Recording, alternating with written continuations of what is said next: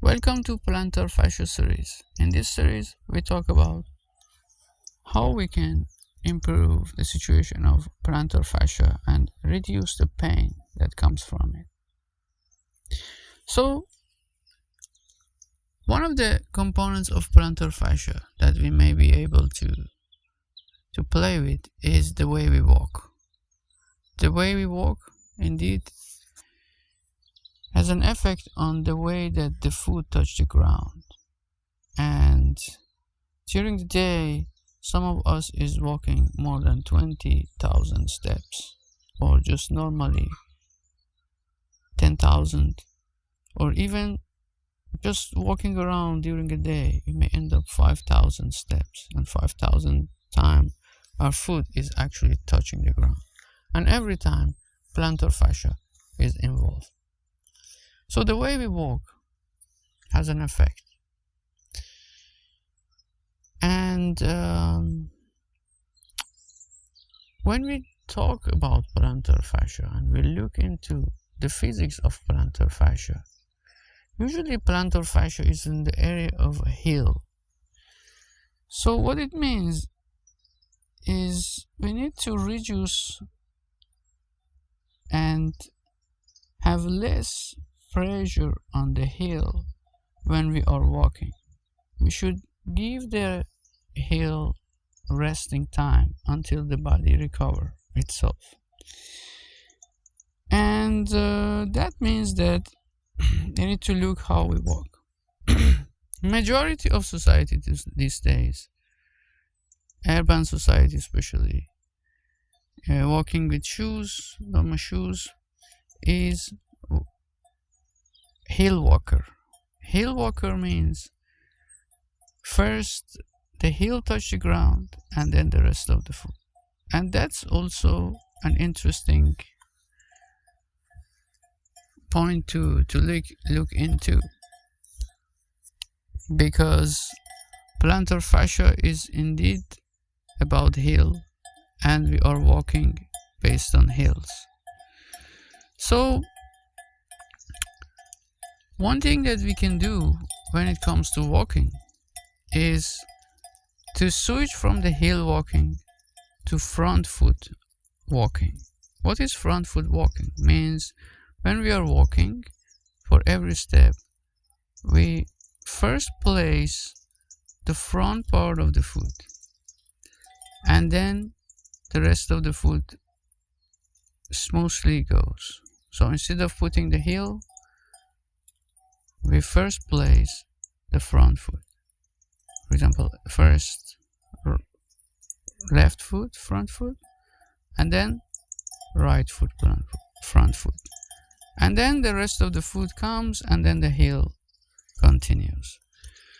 So this way, sometimes we can also avoid walking on the heel. So even the least amount of touch or pressure comes to the heel.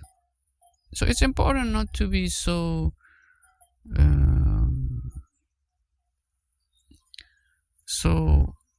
heavy on that, heavy on this exercise, and just go totally one day on the front foot, because the muscles and the texture fascia of the front foot needs also to be trained.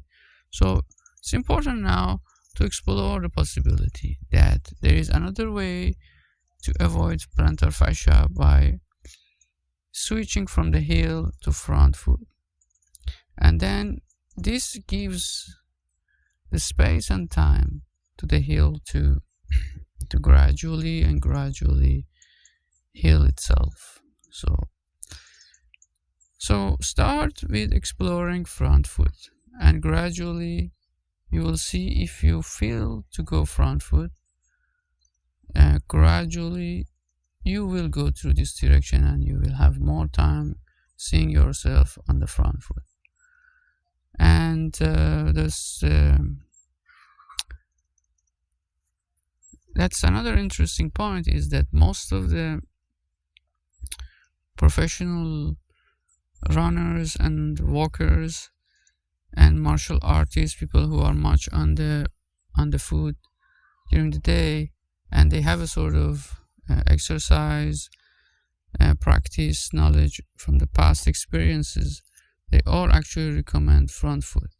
So if we are doing martial art, we are doing a lot of front foot posture of the body, and front foot is also natural posture for energetic, elastic, mobile and fast way of movement. Also a way to lift up the experience of psycho experience, so more motivation and openness comes with the front foot. So the way we walk has an impact on plantar fascia. So we should try different way of walking and seeing how we can go around the pain, the point of the pain that we have. So if it's a heel or if it's a middle, we need to see if we can go front foot. And at the same time, we don't exhaust the front foot. We just try to see how it feels and gradually shift to the front foot. So we need to be also gradually see how it feels in the ankle, how it feels in the knee, and gradually see if there are pains, and maybe we need to also work on them. So it's a process. It's a process because the way that body work and the habits of the body work, conditioning of the body work, is a gradual and very slow. And any change in this direction is also with patience, continuation, and very slow. So this is the foot and walking angle of plantar fascia.